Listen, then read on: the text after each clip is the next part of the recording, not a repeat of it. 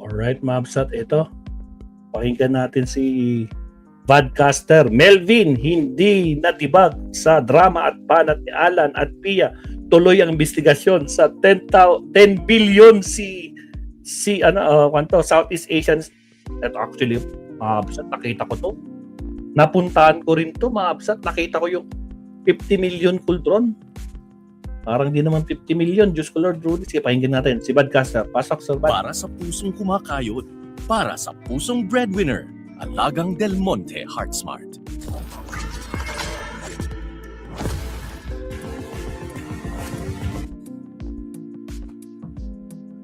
natin.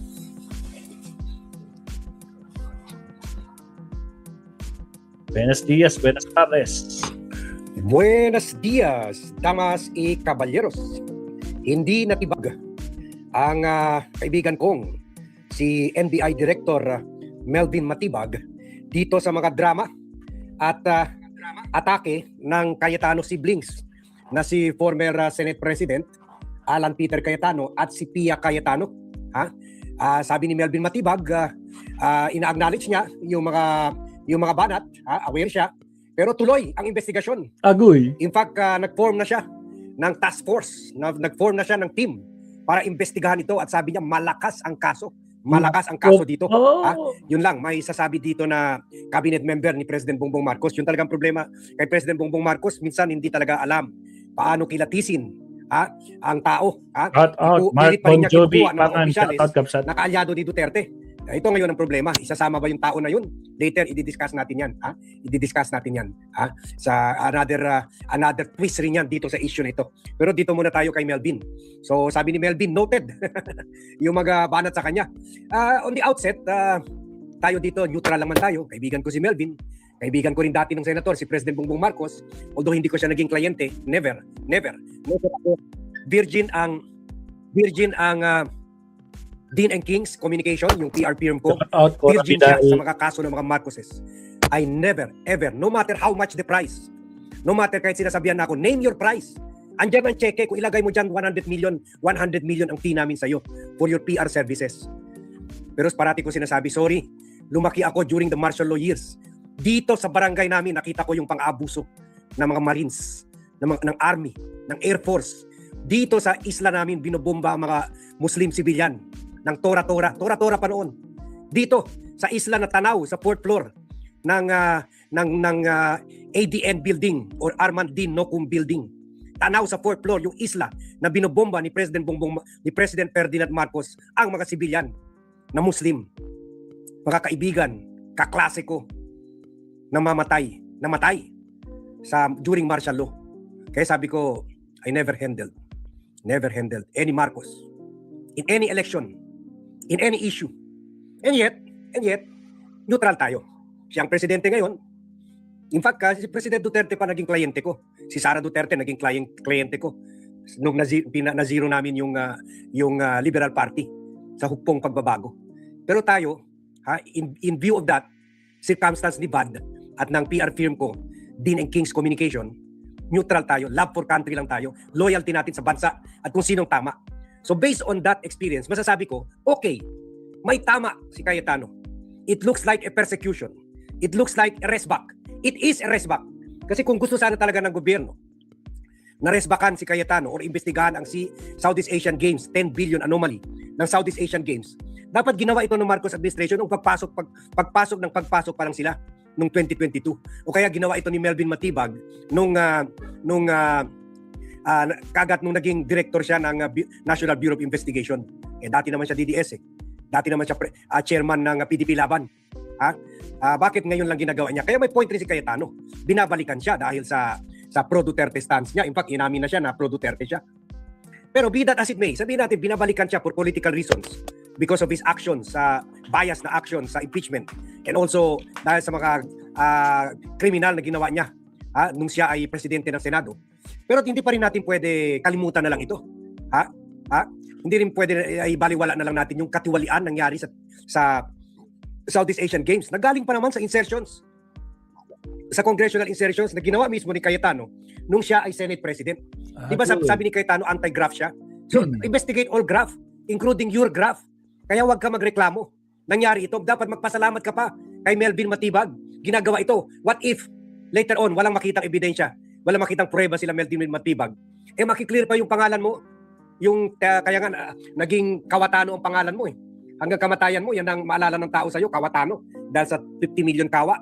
So it is about time, investigahan. Na wrong timing lang nga.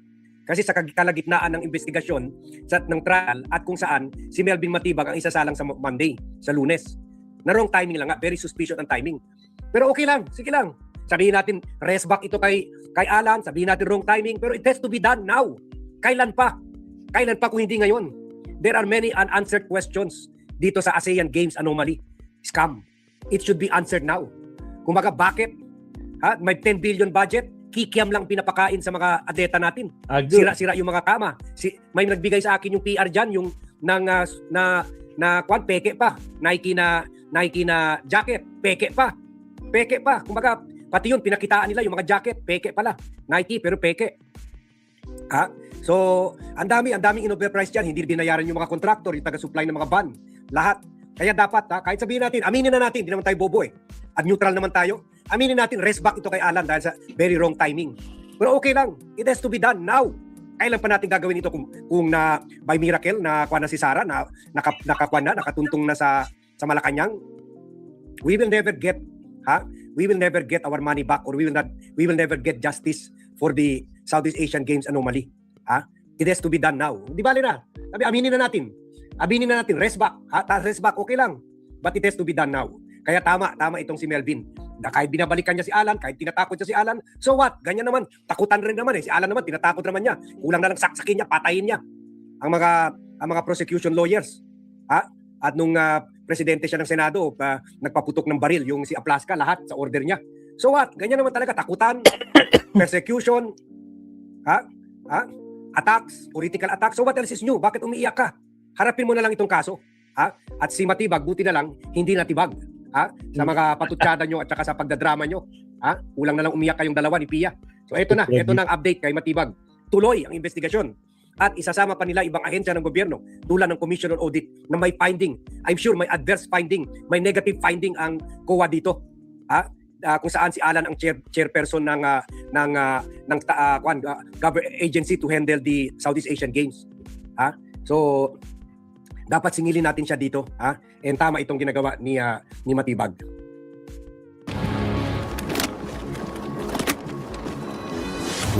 Again, sa mga bagong patok, mga absat, huwag kalimutang mag-like and subscribe.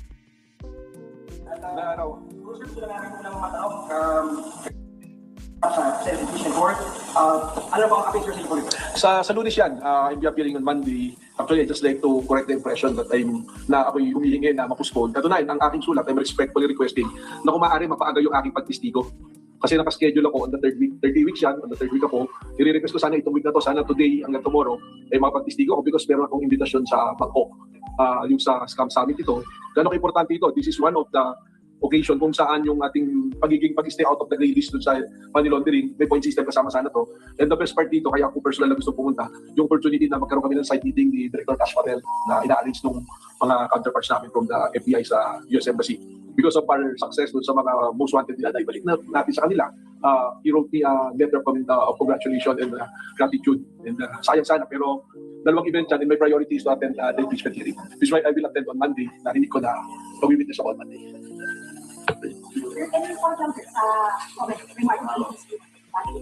Well, actually, hindi niya siguro nabasa yung sulat na I respectfully requested. Hindi po ako nagdidikta. I think wala po tayong poder na magdikta. We have high regards to the impeachment court and to the members of the impeachment court, the senator judges, the prosecution and the defense. Importante po ito nangyayari ito, hindi lang sa atin, kundi sa buong Pilipinas. Ay mataas po respeto natin. Kaya nga po nakikiusap sana tayo na kung pwede mapaga.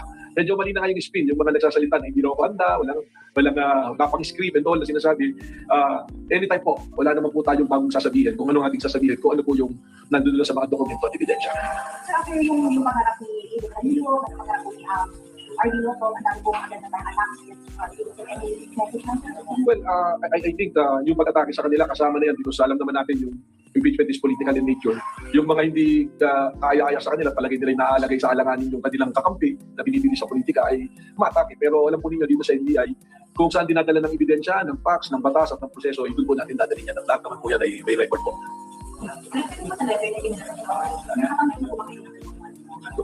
Walang written response. Yung letter kasi hindi ko naman sa impeachment court pinadala sa prosecution yun because yung prosecution has the option to kung ano yung strategy nila to present. Yun naman yung practice nila. Actually, I don't have to wait for the subpoena because under the law, yung subpoena naman is the way of the court to compel a witness to be present. Kung voluntary ka naman pupunta, hindi naman na kailangan ng subpoena. Pero yun na nga, nakikiusap lang sana ako para parehas ko papuntahan yung dalawang pangyayari na yan. Kung pwede sana na mapaaga. Hindi mo matras, mapaaga. So yung sinasabi ng mga nag-criticize na hindi yan, baliktad ko eh. We showed our willingness na magtistigo at readiness na magtistigo ko.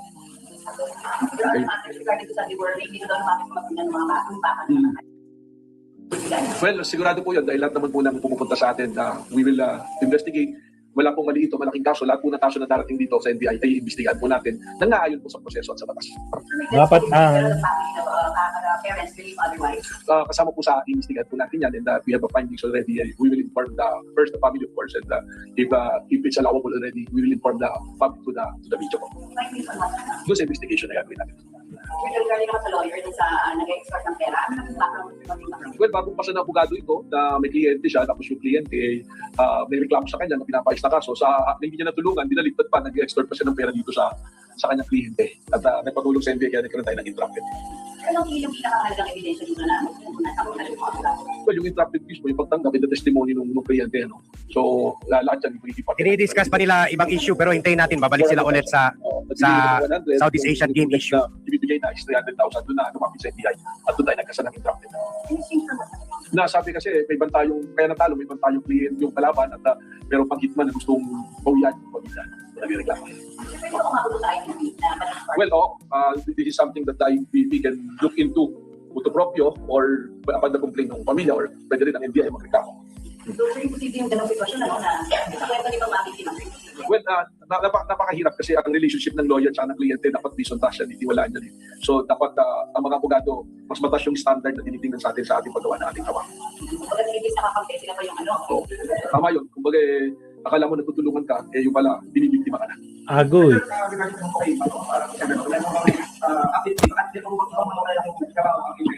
Well, sa ngayon, yung kay Senator Bato, isa ng going surveillance, meron tayong sinusundan din ng mga list. Napakahirap nung ginagawa lagi ng NBI on the surveillance, marami tayong kaso tinitingnan. Katunayan, meron kaming mga kaso na pumasok na bago na dapat namin tingnan. Kung maalala nyo, pumunta kami ng Clark because we were given 70 hectares for the NBI Academy. So magkaroon kami ng relationship sa Clark. Nakita namin dun yung parang sports complex na ginamit ng SEA Games, yung sa Yan na. organizing committee. Well, nakarating sa amin, may titingnan kami rito, may kailangan kami imbestigahan dahil nakarating kami rito, billion-billion pala yung pumasok dito na pera na unliquidated. At merong private company rito na na-involve na binayaran ng 10 billion at ang pagbabayad insertion saka na hindi binayad. So ito, imbestigahan namin to. Malaking kaso rin ito. Paktay. Iba pa yun, yung sa Caldero na kaso, I think it's ongoing, pero sisilipin na rin namin. Ito yung tungkol doon sa isang Malaysian company na sila yung nag-build itong parang sport area na to.